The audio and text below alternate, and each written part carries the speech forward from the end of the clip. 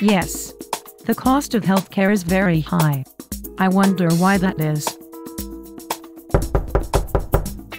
Maybe some religious folks wanting to come in and preach to us. No.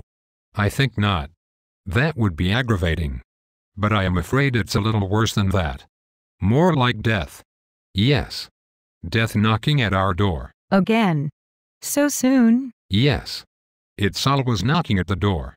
But the more we know, the more we can keep it away. Keeping it away can be expensive.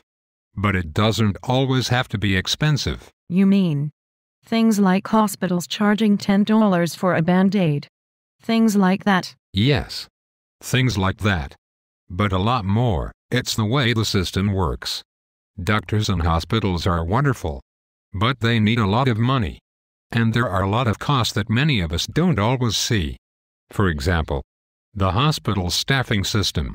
There are hundreds of these companies working behind the scenes that feed the hospital staffing system. And they are expensive. For example, nursing agencies that place nurses in the hospitals. The costs are enormous. Hospitals that use them pay about double for their nurses. Wow. Sounds scary.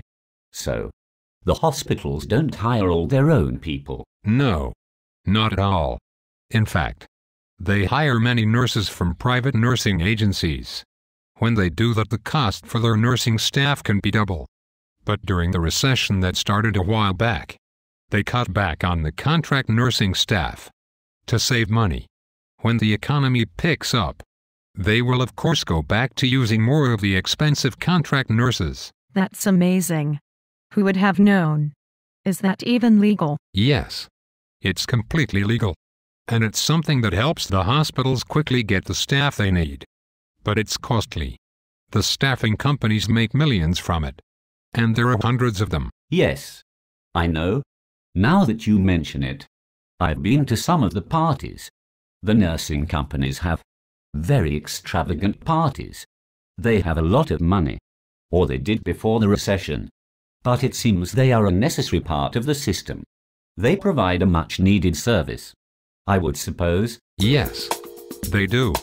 But as we know, the cost is quite high. Very high. Well, I can see why anyone would want to have a checklist to avoid those high costs.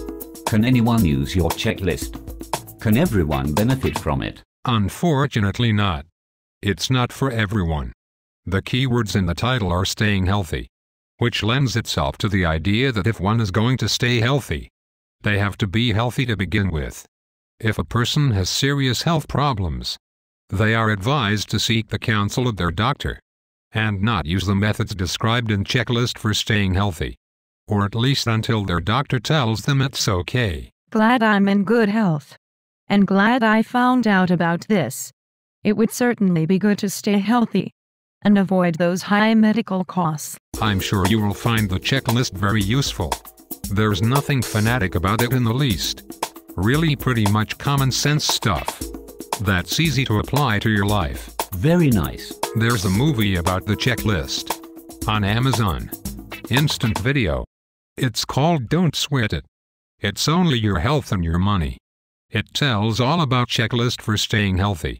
Or you can just go ahead and get the book in print or an ebook on Kindle or Barnes & Noble. Very cool.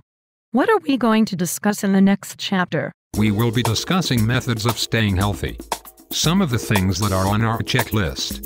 Yes, remaining in good health is a much better way to go. Even if we pay the high costs, there is no guarantee we are going to make it.